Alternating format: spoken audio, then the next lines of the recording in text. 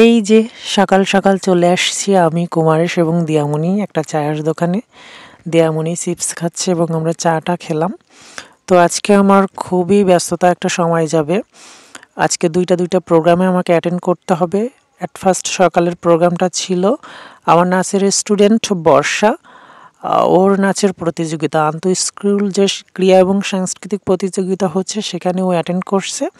এই জন্য ওকে যেহেতু নাচ শেখাই আমরা, ওর নাচের জন্য একটু ওকে মেকআপ টেকআপ করে দিতে হবে এবং ওর নাচের একটু তদারকিও তো করতে হবে, সেই হিসেবে আমাদের উপরে দায়িত্ব পড়েছে।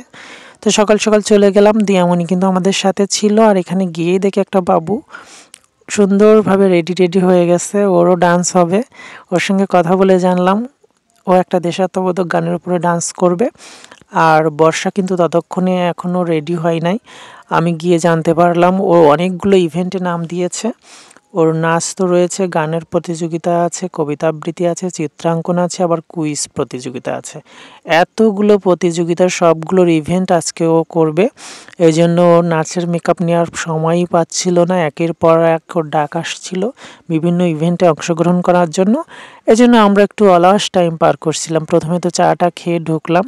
আর এটা হচ্ছে বাগালি ইউনিয়ন পরিষদ মাঠ, এখানেই প্রতিযোগিতাটা হবে।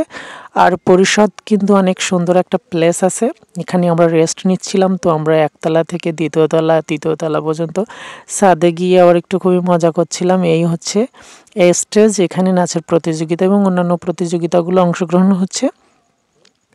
তো দিয়ামণি যেহেতু ছিল আর ওর নাচ এবং মেকআপের প্রতি খুবই অ্যাট্রাকশন, ও খুবই এক্সাইটেড ছিল আমাদের সাথে যাওয়ার জন্য, এগুলো দেখবে কাছ থেকে।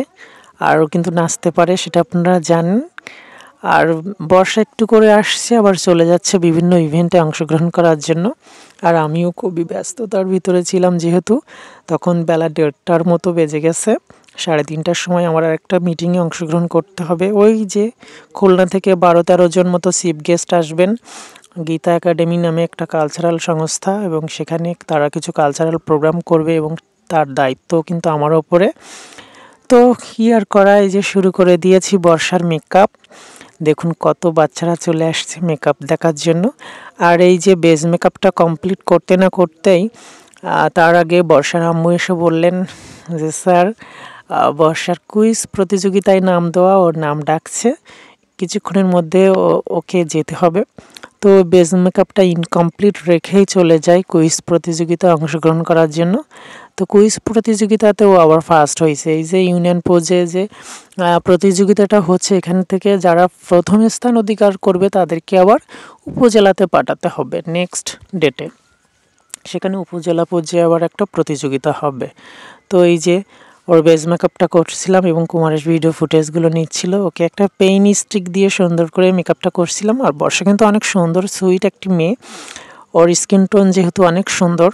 আর আপনাদেরকে আমি তো বরাবরই বলি যে আমি খুব ভালো মেকআপ করতে পারি না। ওই যে বর্ষা চলে গেছে কুইজ প্রতিযোগিতায় অংশগ্রহণ করতে, আবার আমরা একটা অলস টাইম পার করছি। দিয়ামণি কিন্তু ছিল, ওকে বলছিলাম তোমার ঠোঁটটা একটু দেখাও, তোমার লিপস্টিক কালারটা দেখবো। আর ওর নাকে যে আঘাতের দাগগুলো দেখছেন, ও মাঝে বারান্দা থেকে পড়ে গিয়েছিল, এই জন্য নাকে আঘাত পাইছিল, ব্লাডও আসছিল। ওকে ডাক্তার দেখানোর ট্রিটমেন্ট চলছে, খুবই দুষ্ট হয়েছে আর কি। তো ওর সাথে মজা করেই সময়টা পার করছিলাম। বর্ষা তো চলে গেছে, কিছুক্ষণের মধ্যে আবারও চলে আসলো।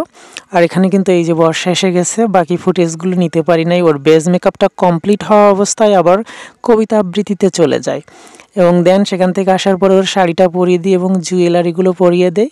দেন শেষমেশ ওর হেয়ারটা রেডি করছিলাম এবং খোপা টোপাগুলো তৈরি করে দিলাম। আর আমাকে কিন্তু মিটিং থেকে বারবার ফোন আসছিল, আমার কাছেও ফোন আসছে, কুমারের কাছেও ফোন আসছে যে ওদের মিটিং শুরু হয়ে গেছে।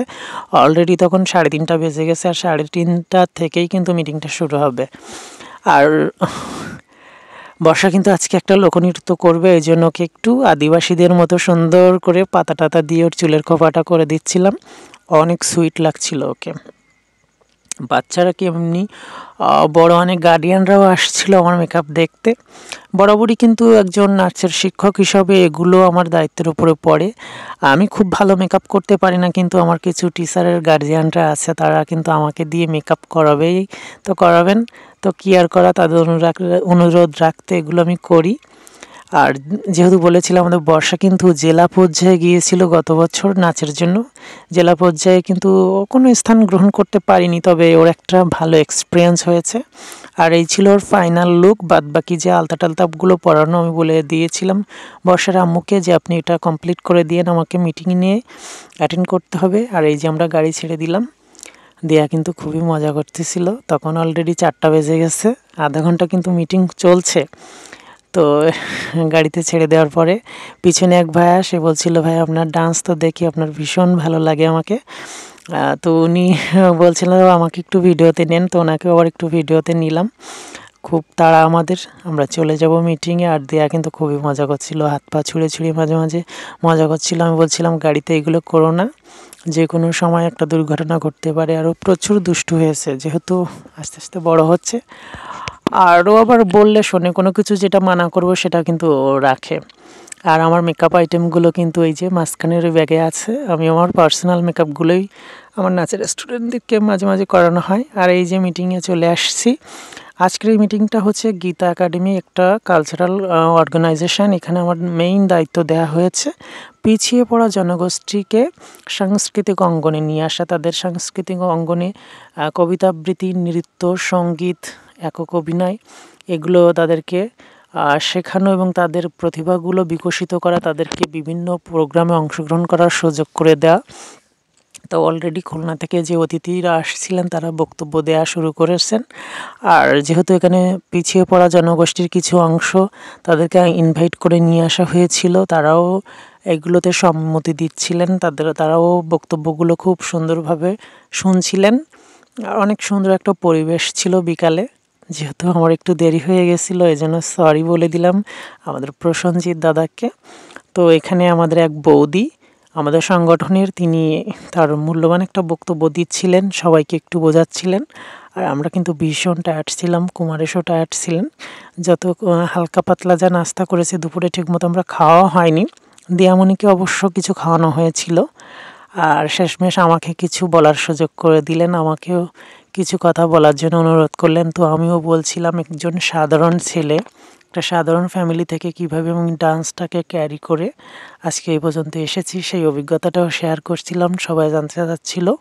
তো আমিও তাদেরকে বললাম যে প্রতিভা সবার ভিতরেই থাকে, আর প্রতিভাগুলো অনেক সময় সময়ের সুযোগের অভাবে কিন্তু সেই প্রতিভাটা নষ্ট হয়ে যায়। আমরা সেই সুযোগটা করে দিচ্ছি। তো আজকের এই ভিডিওটি কেমন লাগলো অবশ্যই কমেন্টস করে জানাবেন।